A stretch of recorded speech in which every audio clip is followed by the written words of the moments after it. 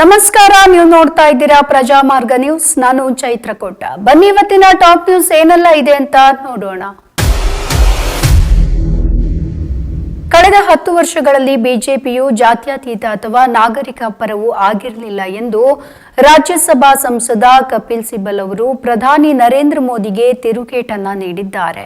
78ನೆಯ ಸ್ವಾತಂತ್ರ್ಯೋತ್ಸವದ ಭಾಷಣದಲ್ಲಿ ದೇಶದಲ್ಲಿ ಜಾತ್ಯತೀತ ನಾಗರಿಕ ಸಂಹಿತೆ ಜಾರಿಗೊಳಿಸುವ ತುರ್ತು ಅಗತ್ಯದ ಕುರಿತು ಪ್ರಧಾನಿ ನರೇಂದ್ರ ಮೋದಿ ಪ್ರತಿಪಾದಿಸಿದ್ದಾರೆ. ಮೋದಿ ತಮ್ಮ ಭಾಷಣದಲ್ಲಿ ಸದ್ಯದ ನಾಗರಿಕ ಸಂಹಿತೆ ಕೋಮುವಾದಿ ಮತ್ತು ತಾರತಮ್ಯ ಸ್ವರೂಪದಿಂದ ಕೂಡಿದ್ದು ದೇಶವನ್ನ ಧರ್ಮದ ಆಧಾರದಲ್ಲಿ ವಿಭಜನೆ ಮಾಡಿದೆ. ಇಂತಹ ಸಂಹಿತೆಯೊಂದಿಗೆ ನಾವು 75 ವರ್ಷ ಜೀವಿಸಿದ್ದೇವೆ. ಆದರೆ ಜಾತ್ಯತೀತ ನಾಗರಿಕ ಸಂಹಿತೆ ಇಂದಿನ ತುರ್ತು ಅಗತ್ಯ ಎಂದು ಹೇಳಿದ್ದಾರೆ. ವಿಜಯೇಂದ್ರ ಜೊತೆ ನಾನು ಹೊಂದಾಣಿಕೆ ಆಗುವುದಿಲ್ಲ. ಈ ವಿಚಾರದಲ್ಲಿ ಪಕ್ಷದ ಮುಖಂಡರು ಮತ್ತು ಸಂಘದ ಮುಖಂಡರು ಓರ್ವ ವ್ಯಕ್ತಿಯ ಮೂಲಕ ನನಗೆ ಸಂದೇಶವನ್ನ ತಲುಪಿಸಿದ್ದಾರೆ. ಹೀಗಾಗಿ ನಾನು ಸದ್ಯಕ್ಕೆ ಪಕ್ಷದ ವಿರುದ್ಧ ಯಾವುದೇ ಹೇಳಿಕೆಯನ್ನ ನೀಡುವುದಿಲ್ಲ ಎಂದು ಶಾಸಕ ಬಸನಗೌಡ ಪಾಟೀಲ್ ಯತ್ನಾಳ್ ಹೇಳಿದ್ದಾರೆ. ವಿಜಯಪುರದಲ್ಲಿ ಮಾತನಾಡಿದಂತಹ ಅವರು, ನಾನು ಯಾವುದೇ ಹೊಂದಾಣಿಕೆ ಆಗೋಲ್ಲ. ಯಾಕೆ ಆಗೋಲ್ಲ ಅಂದ್ರೆ ಮೊನ್ನೆ ಡಿಕೆ ಶಿವಕುಮಾರ್ ಅವರು ಹೇಳಿದ್ದಾರೆ, ವಿಜಯೇಂದ್ರ ನೀನು ಕಾಂಗ್ರೆಸ್ ಕೊಟ್ಟ ಭಿಕ್ಷೆಯಿಂದ ಎಂಎಲ್ಎ ಆಗಿದ್ದೀಯಾ ಅಂತ. ಡಿಕೆಶಿ ಜೊತೆ ವಿಜಯೇಂದ್ರ ಹೊಂದಾಣಿಕೆ ಇದೆ ಎಂದು ಅವರೇ ಒಪ್ಪಿಕೊಂಡಿದ್ದಾರೆ. ಅಂತಹ ವಿಜಯೇಂದ್ರ ಜೊತೆ ನಾನು ಹೊಂದಾಣಿಕೆ ಆಗುವುದಿಲ್ಲ ಎಂದು ಯತ್ನಾಳ್ ಟಾಂಗ್ ನೀಡಿದ್ದಾರೆ. ಚನ್ನಪಟ್ಟಣ ಬೈ ಎಲೆಕ್ಷನ್ ಅನ್ನುವುದು ಆಡಳಿತಾರೂಢ ಕಾಂಗ್ರೆಸ್ ಮತ್ತು ಬಿಜೆಪಿ ಜೆಡಿಎಸ್ ಮೈತ್ರಿ ಪಕ್ಷಕ್ಕೆ ಪ್ರತಿಷ್ಠೆಯ ಪ್ರಶ್ನೆಯಾಗಿದೆ. ಕೇಂದ್ರ ಸಚಿವ ಎಚ್.ಡಿ. ಕುಮಾರಸ್ವಾಮಿ ಅವರಿಂದ ತೆರವಾದ ಸ್ಥಾನಕ್ಕೆ ಚನ್ನಪಟ್ಟಣ ವಿಧಾನಸಭಾ ಕ್ಷೇತ್ರಕ್ಕೆ ಉಪಚುನಾವಣೆ ನಡೆಯಬೇಕಾಗಿದೆ. ಒಂದೆಡೆ ಮಾಜಿ ಸಚಿವ ಸಿಪಿ ಯೋಗೇಶ್ವರ್ ಟಿಕೆಟ್ಗಾಗಿ ಹರಸಾಹಸವನ್ನ ಪಡ್ತಾ ಇದ್ದಾರೆ. ಮತ್ತೊಂದೆಡೆ ಜೆಡಿಎಸ್ನ ಯುವ ನಾಯಕ ನಿಖಿಲ್ ಕುಮಾರಸ್ವಾಮಿ ಸ್ಪರ್ಧೆ ಮಾಡ್ತಾರೆ ಎನ್ನುವ ಮಾತು ಕೂಡ ಕೇಳಿ ಬರ್ತಾ ಇದೆ. ಅತ್ತ ಖುದ್ದು ಉಪಮುಖ್ಯಮಂತ್ರಿ ಡಿಕೆ ಶಿವಕುಮಾರ್ ಅವರೇ ಕಾಂಗ್ರೆಸ್ ಅಭ್ಯರ್ಥಿಯಾಗಿ ಕಣಕ್ಕೆ ಇಳಿತಾರೆ ಎಂಬ ಮಾತು ಕೇಳಿ ಬಂದಿತ್ತು. ಇದೀಗ ಈ ಪ್ರಶ್ನೆಗೆ ಡಿಕೆಶಿ ಉತ್ತರವನ್ನ ಕೊಟ್ಟಿದ್ದು, ಚನ್ನಪಟ್ಟಣದಿಂದ ನಾನೇ ಅಭ್ಯರ್ಥಿ ಅಂತ ಹೇಳಿದ್ದಾರೆ.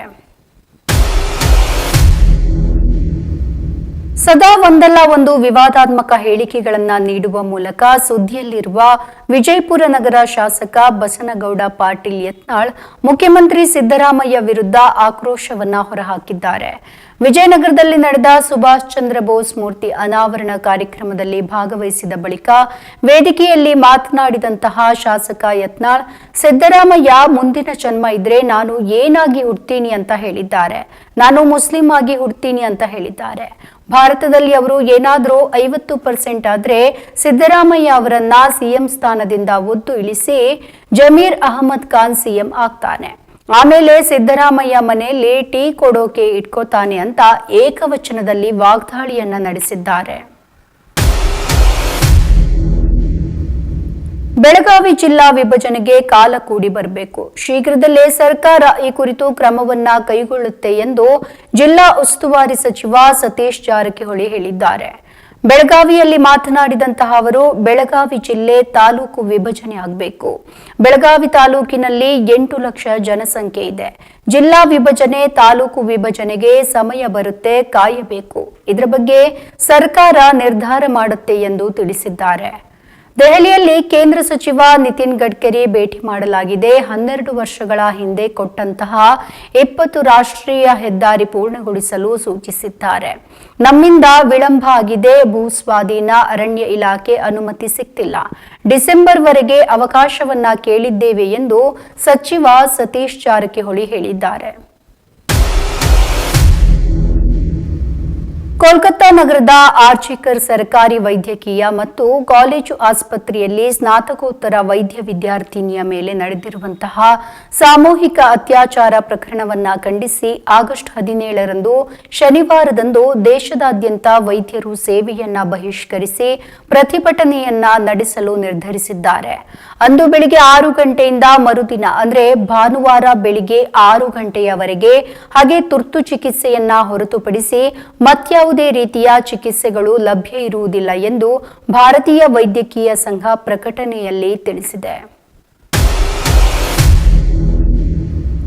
ಕರ್ತವ್ಯ ಲೋಪದ ಆರೋಪದಲ್ಲಿ ಅಮಾನತುಗೊಂಡಿರುವ ಸಿಸಿಬಿ ಘಟಕದ ಹೆಡ್ ಕಾನ್ಸ್ಟೇಬಲ್ ಸಲೀಂ ಪಾಷಾ ಅವರನ್ನ ಇಲಾಖೆಯು 2023ನೇ ಸಾಲಿನ ಮುಖ್ಯಮಂತ್ರಿ ಪದಕಕ್ಕೆ ಆಯ್ಕೆ ಮಾಡಿರುವ ಸರ್ಕಾರದ ಕ್ರಮವನ್ನ ಬಿಜೆಪಿಯ ಶಾಸಕ ಬಸನಗೌಡ ಪಾಟೀಲ್ ಯತ್ನಾಳ್ ಖಂಡಿಸಿದ್ದಾರೆ.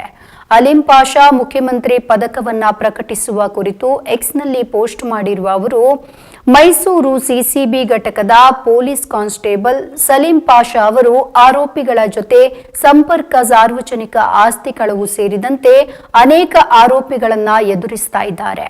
ಆದರೆ ಸಲೀಂ ಪಾಷಾಗೆ ಮುಖ್ಯಮಂತ್ರಿಗಳ ಪದಕವನ್ನ ನೀಡಿದ್ದೇಕೆ ಎಂಬುದನ್ನ ರಾಜ್ಯದ ಜನತೆಗೆ ತಿಳಿಸಬೇಕೆಂದು ಆಗ್ರಹಿಸಿದ್ದಾರೆ.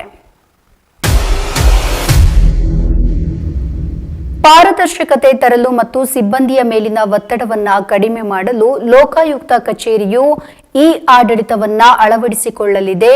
ಹಾಗೆ ಎಲ್ಲಾ ವಿಭಾಗಗಳನ್ನ ಡಿಜಿಟಲೀಕರಣಗೊಳಿಸುವ ಮೂಲಕ ಕಾಗದ ರಹಿತವಾಗಲಿದೆ ಎಂದು ಲೋಕಾಯುಕ್ತ ನ್ಯಾಯಮೂರ್ತಿ ಬಿಎಸ್ ಪಾಟೀಲ್ ಹೇಳಿದ್ದಾರೆ. ನಿನ್ನೆ ಲೋಕಾಯುಕ್ತ ಕಚೇರಿಯಲ್ಲಿ ಸ್ವಾತಂತ್ರ್ಯ ದಿನಾಚರಣೆಯ ಭಾಷಣ ಮಾಡಿದ ನ್ಯಾಯಮೂರ್ತಿ ಬಿಎಸ್ ಪಾಟೀಲ್ ಅವರು, ಈ ಕಾರ್ಯಾಲಯದ ನೆರವಿನಿಂದ ಆಡಳಿತವನ್ನ ಅಳವಡಿಸಿಕೊಳ್ಳಲು ಸಂಸ್ಥೆಯು ಸಿಬ್ಬಂದಿಗೆ ಅಗತ್ಯ ತರಬೇತಿಯನ್ನ ನೀಡಲಾಗಿದೆ ಎಂದು ತಿಳಿಸಿದ್ದಾರೆ. ತುಂಗಭದ್ರಾ ಜಲಾಶಯದ ಕ್ರಸ್ಟ್ ಗೇಟ್ ಮುರಿದಿರುವ ಜಾಗಕ್ಕೆ ಸ್ಟ್ಯಾಂಪ್ ಲಾಗ್ ಅಳವಡಿಸಿ ನೀರುಳಿಸುವ ಮೊದಲ ದಿನದ ಪ್ರಯತ್ನ ತಾಂತ್ರಿಕ ಕಾರಣಗಳಿಂದ ವಿಫಲವಾದ ಬಳಿಕ ಇಂದು ಬೆಳಿಗ್ಗೆಯಿಂದಲೇ 2ನೇ ದಿನದ ಕಾರ್ಯಾಚರಣೆ ಶುರುವಾಗಿದೆ.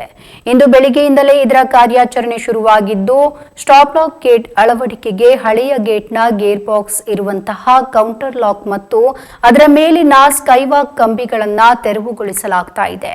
ಈ ಕೆಲಸ ಮುಗಿದ ಮೇಲೆ ಹೊಸಹಳ್ಳಿ ಮತ್ತು ಹಮೀದ್ ಇಂಜಿನಿಯರ್ಸ್ನಿಂದ ನಿರ್ಮಾಣವಾಗಿರುವ 2 ಎಲಿಮೆಂಟ್ಗಳನ್ನ ತರಲಾಗಿದ್ದು, ಮಧ್ಯಾಹ್ನದ ಬಳಿಕ ಇದನ್ನ ಅಳವಡಿಸಲಾಗಿದೆ. ಚಿತ್ರದುರ್ಗದ ರೇಣುಕಾಸ್ವಾಮಿಯನ್ನ ಕೊಲೆ ಮಾಡಿದ ಆರೋಪದಲ್ಲಿ ಜೈಲು ಸೇರಿರುವಂತಹ ನಟ ದರ್ಶನ್ ಅಂಡ್ ಗ್ಯಾಂಗ್ಸ್ ಸದ್ಯಕ್ಕೆ ಜೈಲಿನಿಂದ ಬಿಡುಗಡೆ ಆಗುವ ಸಾಧ್ಯತೆಗಳಿಲ್ಲ. ಮರಣೋತ್ತರ ಪರೀಕ್ಷೆಯ ಸ್ಯಾಂಪಲ್ಸ್ನ ಎಫ್ಎಸ್ಎಲ್ ರಿಪೋರ್ಟ್ ಪೊಲೀಸರ ಕೈಗೆ ಸೇರಿದ್ದು, ಕೊಲೆಯ ಭೀಕರತೆ ಅನಾವರಣ ಆಗಿದೆ. ಎದೆಯ ಎಲುಬು ಮುರಿದು ಹೋಗಿದೆ, ಶ್ವಾಸಕೋಶಕ್ಕೆ ಮೂಳೆ ಚುಚ್ಚಿದ್ದು, ಆ ಬಳಿಕ ಸಾವನ್ನಪ್ಪಿರುವಂಥದ್ದು ಬೆಳಕಿಗೆ ಬಂದಿದೆ. ಮೊಣಕಾಲು ಮೂಳೆಯೂ ಕೂಡ ಮುರಿದು ಹೋಗಿದೆ, ಬಲಗಣ್ಣಿಗೂ ಕೂಡ ಗಾಯವಾಗಿದೆ. ಇವಿಷ್ಟು ಈ ಹೊತ್ತಿನ ಟಾಪ್ ನ್ಯೂಸ್. ವಿನೂತನ ಸುದ್ದಿಗಾಗಿ ನೋಡ್ತಾ ಇರಿ ಪ್ರಜಾಮಾರ್ಗ ನ್ಯೂಸ್. ಇದು ಜನಸಾಮಾನ್ಯರ ಧ್ವನಿ. ನಮಸ್ಕಾರ.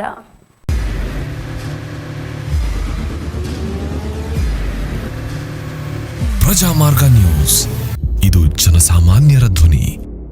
ನಮಸ್ಕಾರ. ನೀವು ನೋಡ್ತಾ ಇದ್ದೀರಾ ಪ್ರಜಾಮಾರ್ಗ ನ್ಯೂಸ್. ರಾಷ್ಟ್ರದ, ರಾಜ್ಯದ ರಾಜಕೀಯದ ಬಗ್ಗೆ ಹೆಚ್ಚಿನ ಸಿನಿಮಾ ಅಪ್ಡೇಟ್ಗಳಿಗಾಗಿ ಫಸ್ಟ್ ಲೈಕ್ ಮಾಡಿ, ಸಬ್ಸ್ಕ್ರೈಬ್ ಆಗಿ, ಹಾಗೆ ಫಾಲೋ ಕೂಡ ಮಾಡಬೇಕು.